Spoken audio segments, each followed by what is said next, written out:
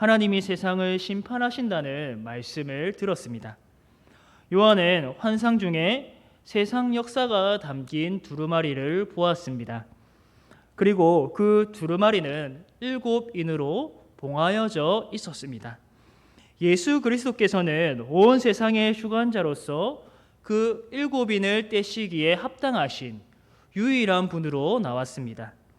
그리스도께서 그 두루마리를 취하사 그 인을 하나씩 떼실 때마다 이 땅에 심판이 내려졌습니다.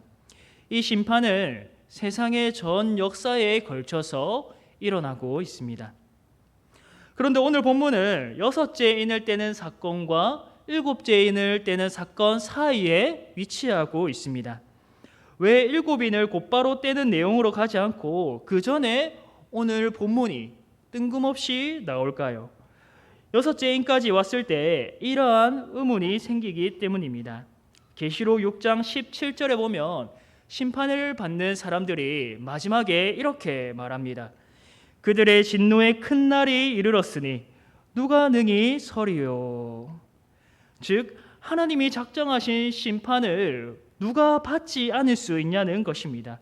다르게 말하면 심판과 환난 중에도 누가 소망을 가질 수 있나는 것입니다.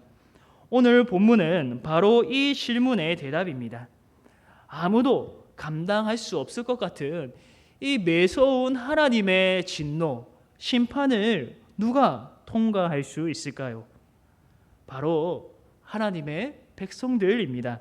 오늘 말씀의 첫 번째 요점은 14만 4천으로 표현되는 하나님의 백성들입니다. 이들이 심판과 환난에도 소망을 가질 수 있는 자들입니다. 7장 1절과 4절에는 이렇게 말씀합니다. 우리 함께 읽어보겠습니다. 1절부터 4절까지입니다. 시작.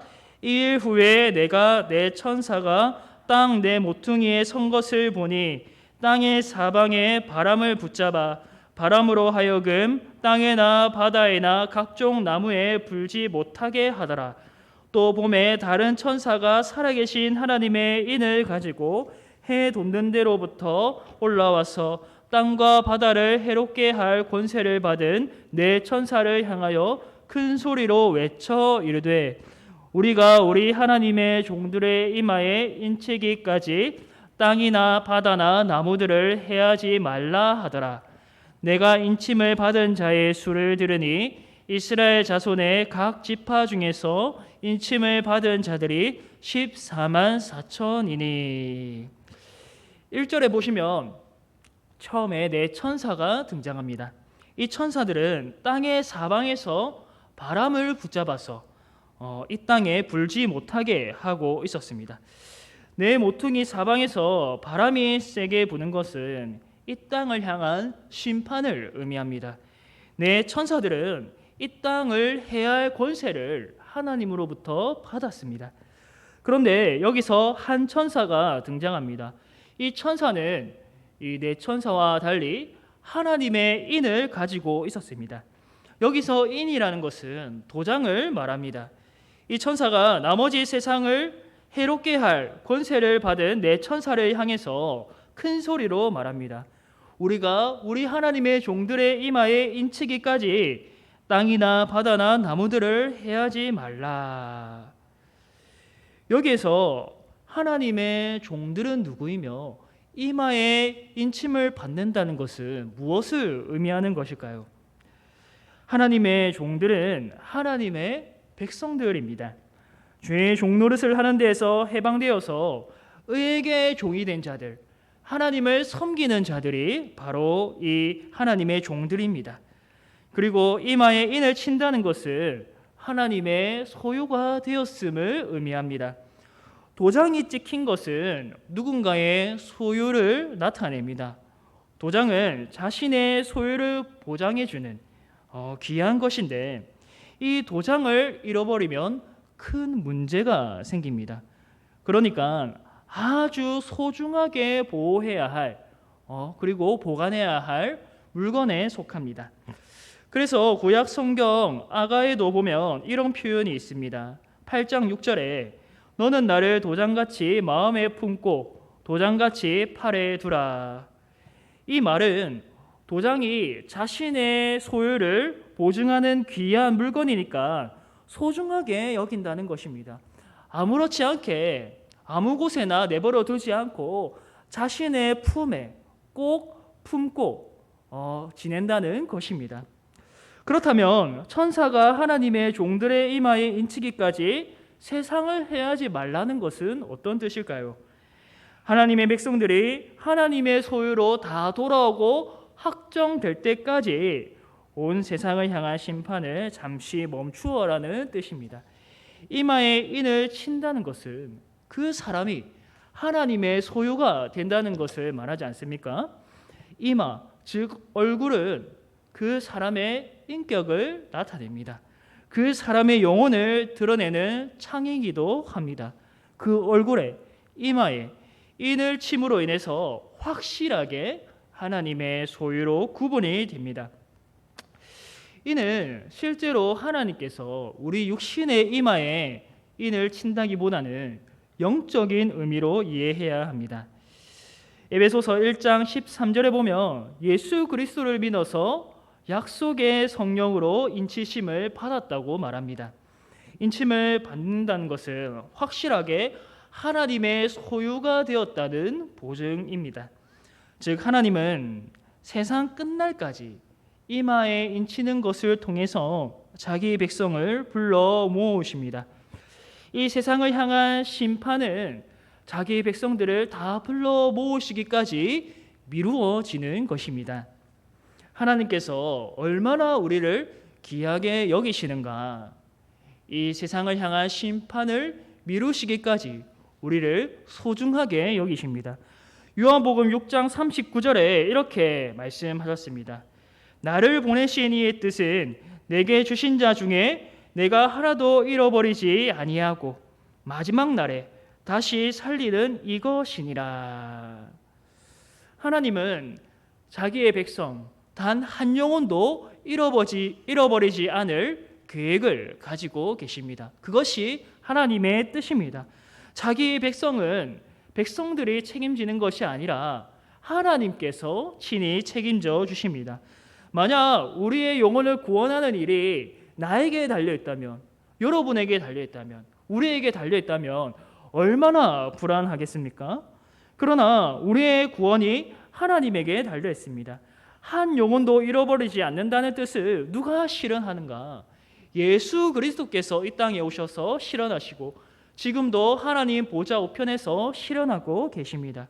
그러니까 얼마나 이 말씀을 들을 때에 우리는 믿음직스럽고 또 그 구원을 확신할 수 있습니까? 하나님의 말씀은 창조에서 마지막 날까지 이루어집니다. 우리는 지금도 마지막 날을 향하여 나아가고 있습니다. 종말을 향하여 나아가더라도 우리가 소망을 가질 수 있는 이유는 하나님께서 결단코 우리를 잃어버리지 않기 때문입니다. 단 한 영혼도 하나님이 놓치지 않기 때문입니다. 마지막 날에 다시 살리시리라는 믿음이 있기 때문에 우리는 소망을 가질 수 있습니다. 성도 여러분, 하나님의 백성들의 이마에 인치는 일이 다 마치기까지 천사도 이 세상을 해할 수가 없음을 믿으시기를 바랍니다. 마귀도 이마에 인친 하나님의 백성들을 해할 권세가 없습니다. 그 누가 하나님의 권세보다 크다는 말입니까? 하나님께서는 자신의 모든 백성들을 능히 구원하실 것입니다. 그러니 우리 모두가 주 안에서 세상 끝날까지 안전함을 굳게 믿으시기를 바랍니다. 두 번째로 성도들은 구원받은 자로서 영원토록 하나님과 어린 양을 찬양합니다. 왜냐하면 하나님이 그들을 택하시고 구원하셨기 때문입니다. 오늘 본문 5절에서 8절을 보면 이스라엘의 12지파 중에 택함을 받은 자들의 수가 기록되어 있습니다. 이스라엘의 12지파가 언급되는데 엄밀히 말하면 이스라엘의 12지파가 아닙니다. 여기에 단 지파가 빠져 있습니다. 그리고 에브라임 지파 대신에 요셉 지파로 기록되어 있습니다. 므낫세 지파는 들어가 있는데 에브라임 지파는 기록되어 있지 않습니다. 왜 단 지파가 빠졌고 에브라임 대신에 요셉 지파가 기록되어 있는지 확실한 이유는 모릅니다. 여러 가지 견해가 있지만 우리가 확실하게 말할 수는 없습니다. 분명한 것은 각 지파 중에서 택함을 받은 자들은 이 이스라엘이 아니라 바로 하나님의 백성들 전체라는 것입니다. 이는 영적인 이스라엘을 말합니다. 갈라디아서 3장 29절에서 말씀하기를 너희가 그리스도의 것이면 곧 아브라함의 자손이요 약속대로 유업을 이을 자니라. 이렇게 기록되어 있습니다. 참 하나님의 백성은 누구인가? 하나님이 보내신 자 예수 그리스도를 알고 믿는 자입니다. 혈통으로나 육정으로나 사람의 뜻으로 나지 아니하고 하나님께로부터 난 자들이 참된 하나님의 백성입니다. 예수 그리스도를 믿고 하나님께로부터 난 자들, 바로 우리가 참 이스라엘 사람입니다. 그런데 왜 각 지파에서 택함 받은 자들의 수가 12,000명인가? 그리고 모든 지파의 택함 받은 숫자를 합치면 14만 4천인데 이것은 정말로 14만 4천 명이 구원을 얻는다는 뜻인가? 이러한 한 가지 의문이 생깁니다. 숫자 12는 이스라엘의 12지파와 또 예수님의 12제자를 나타냅니다.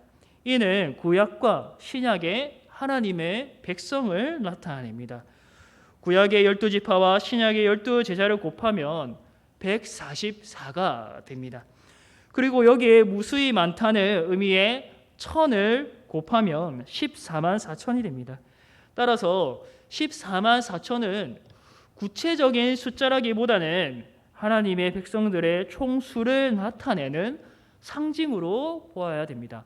구약과 신약을 아우르는 전 세계 역사에 걸쳐서 택함 받은 하나님의 백성들을 나타냅니다.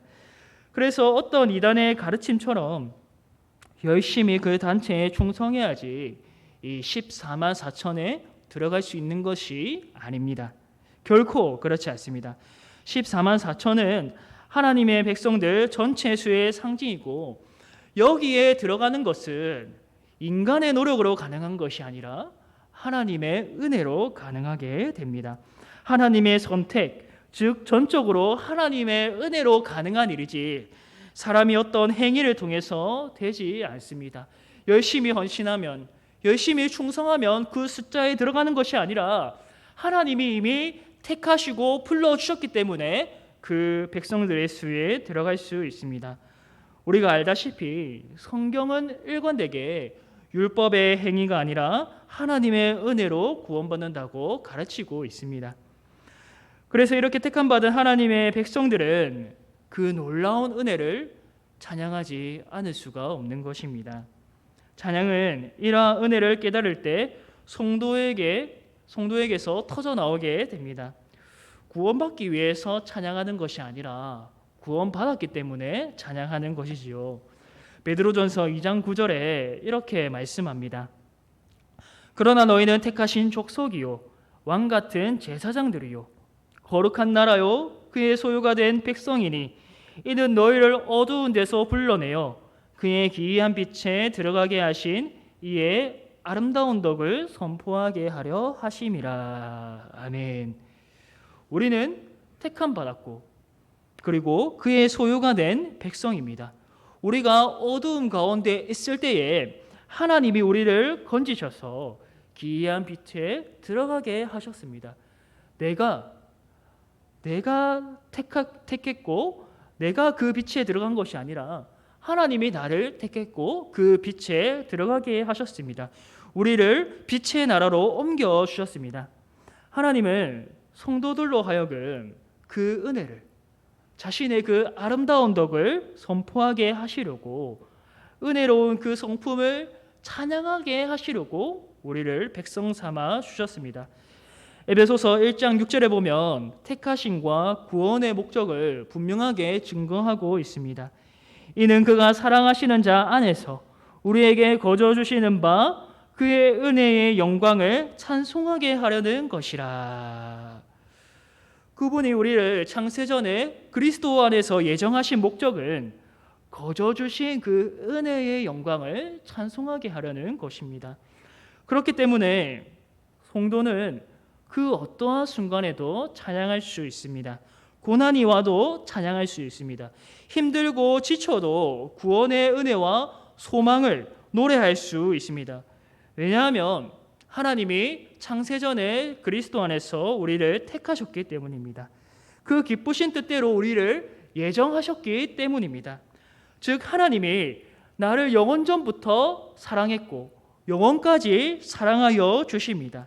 그 영원한 사랑을 받고 있으니까 당장 내 눈앞에 펼쳐진 그 환경 속에서도 상황 속에서도 기쁨을 누릴 수 있는 것입니다. 그 어떠한 문제도 우리 안에 있는 이 기쁨 그리고 하나님의 사랑을 빼앗을 수 없습니다. 심지어 내가 병들고 죽게 되더라도 이 진리는 변하지 않습니다. 영원 불변합니다. 그가 날 영원전부터 영원까지 사랑한다는 사실은 우리로 하여금 이 세상 지나친 근심과 걱정과 염려에 얽매이지 않게 합니다. 이 세상에 나 홀로 존재한다는 생각을 지우게 합니다. 물론 이 땅에서 열심히 살아야 하고 지혜롭게 살아야 합니다.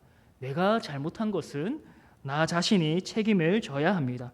그러나 우리의 그 어떠한 문제에도 하나님의 그 신실한 사랑이 우리를 향하고 있다는 사실은 변하지 않습니다. 따라서 이 땅에서 비바람이 몰아쳐도 찬양할 수 있고 저 천국에 이르러서도 찬양할 수 있고 마지막 날이 되어서 심판이 이 땅에 내려져도 우리는 찬양할 수 있습니다. 오늘 본문 9절에서 10절을 보면 14만 4천 명의 하나님의 백성들이 흰옷을 입은 자들로 표현되고 있습니다. 그들이 사방에서 나와 하나님의 은혜를 찬양하고 있음을 볼 수 있습니다. 우리 9절에서 10절까지 함께 읽어보겠습니다. 시작.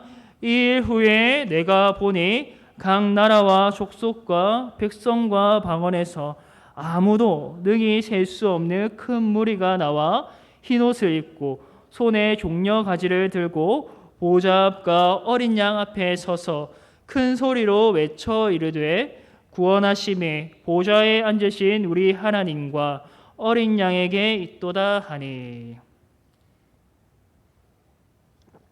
각 나라와 족속과 백성과 방언이라는 것은 온 세상에서 구원을 받은 하나님의 백성임을 강조합니다. 그리고 온 세상에서 나온 이 흰옷을 입은 자들이 하나님의 보좌 앞과 그 어린 양에게 큰 소리로 외치고 있습니다. 어떻게 외칩니까?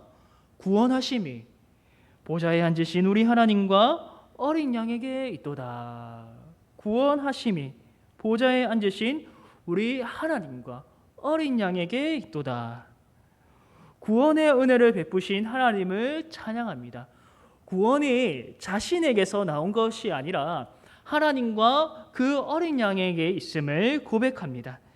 요한계시록 6장 끝절에서 심판을 받은 사람들은 진노의 큰 날이 이르렀으니 누가 능히 서리요 라고 말했습니다.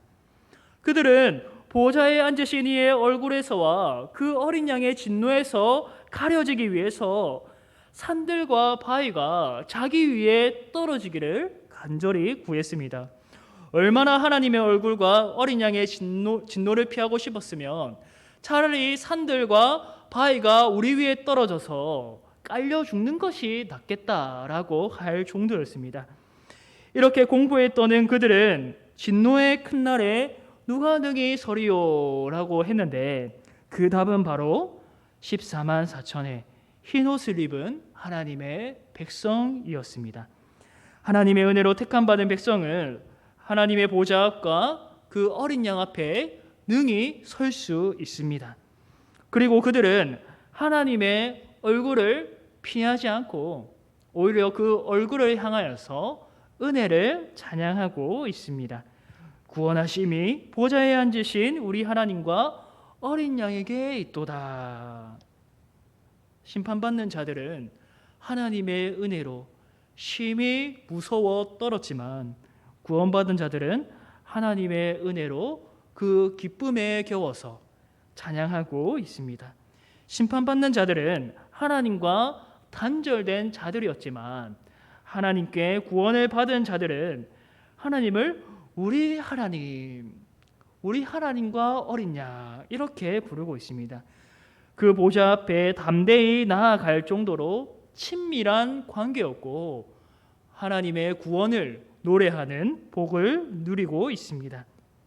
성도 여러분, 이 구원의 찬양은 오직 구원받은 백성들에게만 주어진 큰 복입니다. 특권입니다. 11절에서 12절을 보면 천사들의 찬양이 나오는데요. 이들의 찬양도 매우 귀하지만 자세히 보면 구원에 관한 내용이 나오지 않습니다. 구원하심에 관한 찬양은 오직 구원을 받은 자들에게만 주어지기 때문에 천사들은 그 구원을 노래할 수 없는 것입니다. 그러니 우리는 얼마나 놀라운 은혜를 받은 자입니까? 하늘의 천사보다도 하나님께 더 깊은 찬양을 올려드릴 수 있습니다. 천사도 부러워할 정도로 우리는 하나님의 놀라운 사랑을 받았습니다. 성도 여러분, 이 찬양을 진실하게 부를 수 있다면 흰 옷을 입은 백성임을 믿으시기를 바랍니다. 찬양할 수 있다면, 하나님의 구원하심을 내가 고백할 수 있다면 이미 14만 4천의 흰 옷을 입은 백성입니다. 본문 14절에서 설명하듯이 어린 양의 피에 그 옷을 씻어서 희게 된 자들입니다. 그러니 성도 여러분, 예수 그리스도를 향한 진실한 믿음을 통해서 구원의 확신을 누리시기를 바랍니다. 어떤 이단의 가르침처럼 그 숫자에 들어가지 못하면 어떡하지? 내 삶을 돌아볼 때에 물론 우리가 나를 돌아보고 회개해야 하지만 내가 이 구원을 받지 못하면 어떡하지? 이 14만 4천에 들어가지 못하면 어떡하지? 이렇게 불안에 떠는 것이 아니라 그럴 때 나를 위하여서 죽으신 예수 그리스도 또 나를 위하여서 부활하신 예수 그리스도를 바라보면서 이 구원의 소망, 확신을 누릴 수 있기를 바랍니다. 내가 의로워서 내가 잘나서 구원을 받고 이 백성이 되는 것이 아니라 하나님의 그 놀라운 은혜, 영원전부터 나를 향한 그 사랑으로 인하여서 예수 그리스도의 그 은혜, 의로움으로 인하여서 내가 하나님의 백성이 되었다. 하나님의 구원하심을 내가 노래할 수 있다. 이로 인하여서 확신하고 그 확실한 소망을 누릴 수 있기를 바랍니다. 마지막으로 세 번째 요점은 하나님이 친히 성도들의 눈물을 씻어 주신다는 것입니다. 15절에서 17절까지 함께 읽어보겠습니다. 시작. 그러므로 그들이 하나님의 보좌 앞에 있고 또 그의 성전에서 밤낮 하나님을 섬기매 보좌에 앉으신 이가 그들 위에 장막을 치시리니 그들이 다시는 줄이지도 아니하며 목마르지도 아니하고 해나 아무 뜨거운 기운에 상하지도 아니하리니 이는 보좌 가운데 계신 어린 양이 그들의 목자가 되사 생명수 샘으로 인도하시고 하나님께서 그들의 눈에서 모든 눈물을 씻어 주실 것임이라. 아멘. 성도들이 그의 성전에서 밤낮 하나님을 섬기는데 하나님께서 그들 위에 장막을 치신다고 하십니다. 성전은 하나님이 거하시는 곳인데 천국이 곧 하나님이 충만하신 성전으로 볼 수 있습니다. 그래서 우리는 어떤 건물에 국한되어서 하나님을 섬기고 찬양하는 것이 아니라 그 하나님 나라에 온전한 하나님 나라에 속하여서 제사장처럼 하나님을 가까이 섬긴다는 것으로 볼 수 있습니다. 하나님께서 그들 위해 장막을 치시는데 이는 하나님이 그 백성을 친히 보호해 주심을 또 그들과 함께 거하심을 나타냅니다. 참으로 안전하고 평안한 곳이지요. 하나님이 덮어주시고 함께 하시는 곳이 바로 천국입니다. 더 나아가서 성도들은 다시 줄이지도 아니하며 목마르지도 아니하고 해나 아무 뜨거운 기운에 상하지도 않는다고 합니다. 이 땅에서 겪었던 아픔을 더 이상 겪지 않도록 온전하게 보호해 주십니다.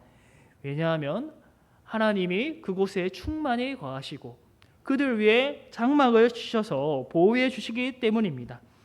더불어서 어린 양이 성도들의 친히 목자가 되시기 때문입니다. 하나님이 주신 자는 하나도 잃어버리지 않으시는 예수님께서 친히 우리의 목자가 되어 주십니다. 그리고 우리를 어디로 인도하시느냐? 생명수 샘으로 인도하여 주십니다. 성도 여러분, 예수님은 어떤 목자이냐면 선한 목자이십니다. 얼마나 그분이 선하신가? 양들을 위하여서 자기 목숨을 내어줄 정도로 참으로 선한 목자이십니다. 요한복음 10장에서 예수님은 자신을 선한 목자로 말씀하시면서 이렇게 가르쳐 주셨습니다. 나는 선한 목자라. 나는 내 양을 알고 양도 나를 아는 것이 아버지께서 나를 아시고 내가 아버지를 아는 것 같으니 나는 양을 위하여 목숨을 버리노라. 아멘. 예수님은 선한 목자로서 자기 양을 알고 그 양을 위해서 자기 목숨을 버리십니다. 그만큼 자기 목숨을 내어줄 정도로 양들을 사랑하여 주십니다. 결코 자기 양을 잃어버리지 않고 목숨을 내어 주어서라도 되찾아오십니다. 그리고 양들도 그 목자의 음성을 듣고 알아봅니다. 예수님의 말씀이 선포될 때에, 복음이 전파될 때에 진짜 하나님의 택함 받은 백성은 그 음성을 듣고 합니다. 하나님의 말씀이 동일하게 선포돼도 어떤 사람은 회개하여서 성도가 되고 어떤 사람은 그 복음을 거절하여서 여전히 그 하나님의 진노 아래 거하는 것을 우리는 보게 됩니다. 예수님의 말씀을 들을 때에 정말 하나님의 택함 받은 백성은 그 음성을 듣고 주님 품으로 나아오게 됩니다. 사도행전에서 기록되어 있기를 영생을 주시기로 작정된 자는 다 믿더라. 영생을 주시기로 작정된 자는 다 믿더라. 즉 하나님의 택함 받은 백성은 하나님의 참된 말씀이 선포될 때에, 예수 그리스도의 복음이 전파될 때에 그 말씀을 마음에 새긴다는 것입니다. 예수 그리스도를 믿게 된다는 뜻입니다. 예수님의 양은 그분의 음성을 듣습니다. 예수님을 믿고 의지하게 됩니다. 그리하여서 결국 생명수 샘으로 인도함을 받습니다. 만약 우리의 들지 아니한 양들이 있다면 예수님은 그 양들도 친히 찾아서 인도하여 주십니다. 99마리가 있다 하더라도 한 마리의 잃은 양이 있다면 예수님은 결단코 마침내 찾아내어서 그 우리에 들게 하여 주십니다. 결국 예수님의 음성을 듣고 모인 양들이 한 무리가 되어서 예수님에게 속할 것입니다. 사랑하는 성도 여러분, 흰옷을 입은 자들은 결국 어떠한 복으로 나아가게 됩니까? 하나님께서 그들의 눈에서 모든 눈물을 씻어 주실 것임이라. 그렇습니다. 성도 여러분, 하나님께서 친히 우리가 이 땅에서 흘리는 모든 눈물을 닦아 주실 것입니다. 환난과 핍박이 와도 우리가 좌절하지 않을 수 있는 이유는 이러한 확실한 소망이 있기 때문입니다. 하나님께서 우리가 흘린 눈물을 다 아시고 친히 닦아 주실 날이 올 것입니다. 로마서 8장 19절에서 말씀하듯이 현재의 고난은 장차 우리에게 나타날 영광과 비교할 수 없습니다. 그러니 성도 여러분, 이 확실한 소망을 붙잡고 날마다 믿음으로 살아가시기를 바랍니다. 구원하심이 보좌에 앉으신 우리 하나님과 어린 양에게 있다고 항상 찬양하시기를 바랍니다. 죽음조차도 우리를 그 사랑에서 끊을 수 없음을 기억하시면서 항상 그 영원한 복락을 누리게 되시기를, 늘 믿음으로 승리하게 되시기를 주님의 이름으로 축복합니다. 사랑의 하나님 아버지, 오늘 우리를 불러주셔서 우리에게 확실한 소망이 있음을 알게 하여 주시니 감사합니다. 그 소망의 근거는 바로 하나님에게 있음을 고백합니다. 구원하심이 우리 하나님과 어린 양에게 있음을 우리가 찬양하고 경배하고 영광을 돌려드립니다. 주님, 우리가 늘 하나님의 백성 되었음을 알게 하여 주시고 하나님의 소유임을 깨닫게 하여 주셔서 늘 은혜와 평강 가운데 살게 하여 주옵소서. 늘 기쁨 가운데 살게 하여 주시고 날마다 그 사랑 안에 거하는 저희 모두가 되게 하여 주옵소서. 그 사랑이 영원한 사랑임을 기억하게 하여 주시고 영원전부터 영원까지 우리를 책임지시는 사랑임을 믿고 고백하고 누리게 하여 주옵소서. 이 모든 것 예수님의 이름으로 기도드립니다. 아멘.